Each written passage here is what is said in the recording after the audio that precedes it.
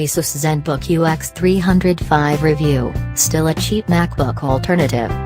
The gorgeously thin laptop takes full advantage of the low power consumption and undemanding thermal footprint of the 0.8 GHz Intel Core M5Y10C processor buried inside. While 800 MHz may sound pathetically slow, it's worth keeping in mind that it can actually turbo boost to an impressive 2 GHz should thermal conditions allow. If we didn't already know what processor was inside the laptop, our first guess would have been a Core i3, considering its performance.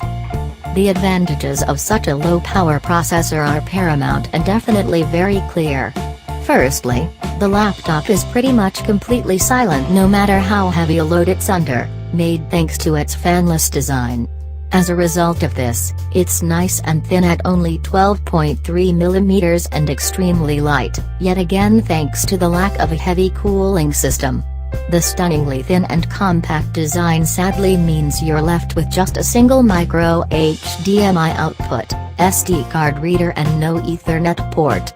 Asus haven't scrimped when it comes to USB ports, with a total of 3 USB 3 ports and a 3.5mm audio jack, which is a heck of a lot more than you'll get in the new MacBook for instance.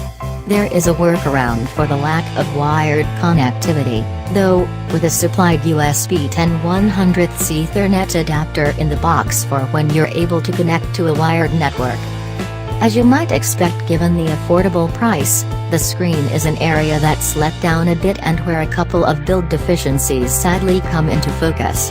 During my lengthy use I noticed there's a small amount of backlight bleed at the bottom of the display where the panel looks to have warped slightly.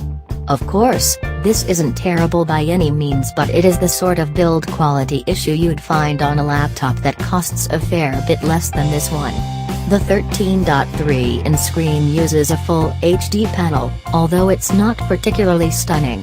While sRGB color gamut coverage isn't great at 85.2%, the 1368:1 contrast ratio means images still have a decent enough quality and some fine details, while not exactly perfectly color accurate, are certainly visible. The matte screen has a 271 CD/M2 backlight and easily visible even in brightly lit conditions, but this comes at the cost of a little bit of fidelity. There's a slightly messy grain over the screen coating, which is often relatively noticeable when looking at light grays and whites.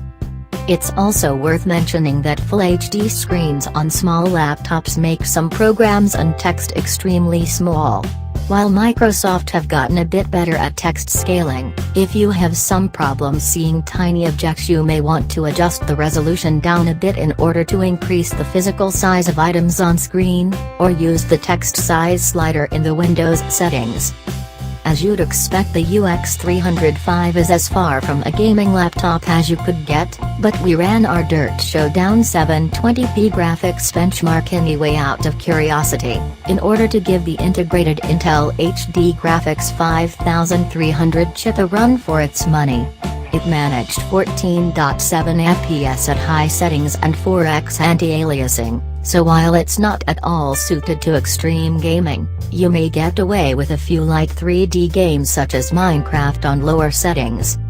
There's 8 GB of RAM buried inside too, so you're quite unlikely to run out of memory unless you open programs and browser tabs with reckless abandon. We're looking at you, memory hogging Chrome. The laptop itself is pretty tightly sealed, so you won't be able to replace the RAM, battery or small 120 GB SSD unfortunately.